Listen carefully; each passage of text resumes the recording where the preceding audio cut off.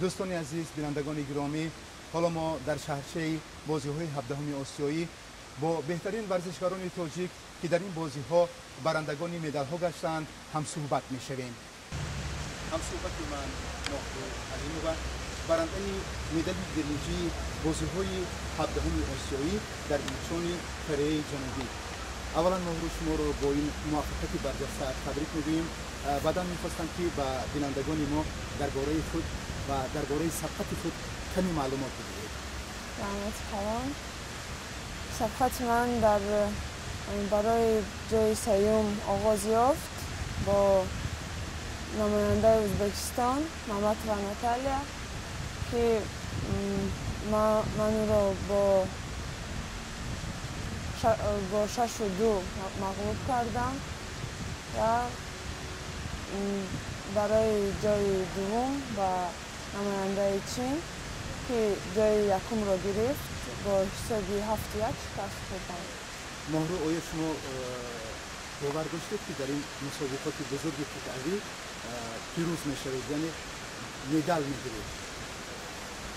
هم باور داشتم و هم دشواری میکشیدم.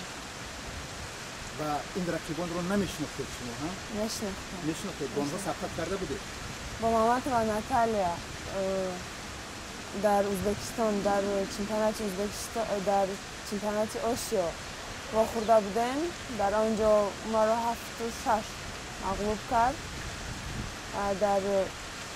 بعد از چند ماه من رو 6-2 شکست دادم. یعنی شما قصور آن وقت رو برآوردید.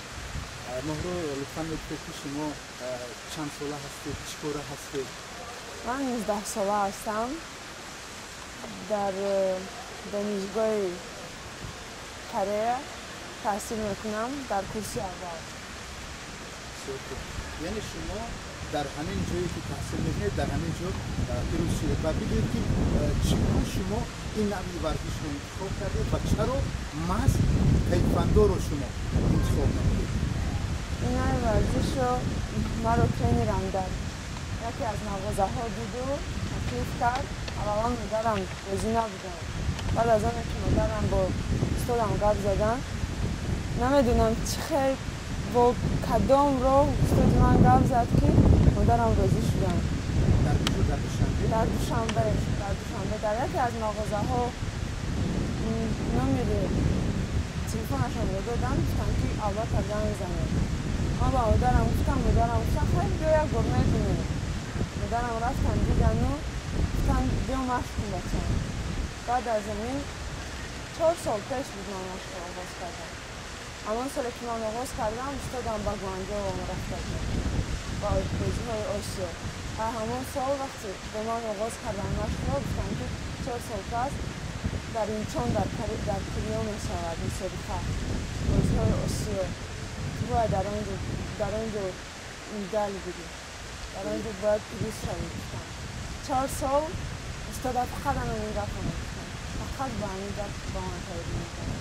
تشکر. یعنی استاد شما خود کریگی هست و از کره جنوبی هست، متخصصی بزرگ است و چندین سال اخیر در تاجیکستان برای تربیت شاگردان کوشش میکند. جناب جان جانگفی و بگید که با کدام جهت شما بیشتر بخواهید؟ با قد شما قد بلند. در واقع شما قد شما چقدر است؟ 1.93 سانتی. و عموما در ورزش در حیات شما چی رو دارید؟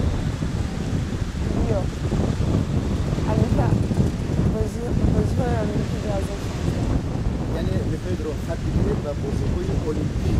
تشکر مهرو. شما که در کره جنوبی تحصیل میکنید در اینجا کلوب میمونید و با بینندگان و هموطنان خود با آنهایی که مخلص شما هستند در تاجیکستان و شما یک چهره نو در ورزش تاجیک هستید و شما امروز مخلصان زیاد پیدا کردید، چی گفتنی ها دارید؟